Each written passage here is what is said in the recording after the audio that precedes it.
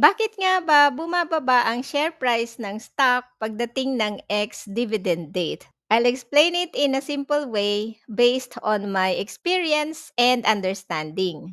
Ang dividend ay bahagi ng kinita ng kumpanya na binibigay sa mga shareholders bilang reward. Parang thank you gift ng kumpanya sa mga investors for holding their shares.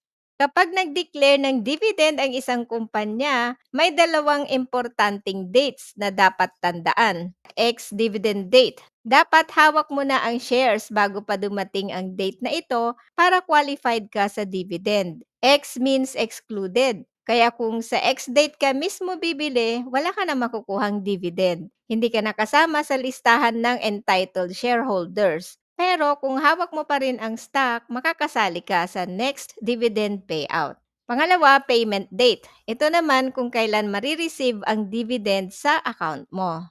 Take note, hindi lahat ng stocks ay bumababa ang share price pagdating ng ex-dividend date because of market demand and investor behavior. Stock prices move based sa buying and selling activity.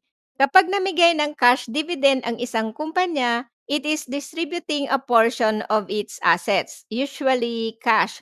This inherently reduces the company's net asset value. Kung nabawasan ang assets ng company dahil sa dividend payout, nag-adjust din ang market to reflect the slightly lower value per share. Kaya kung magkano ang dividend per share na ibinigay, usually ganong amount din ang mababawas sa share price.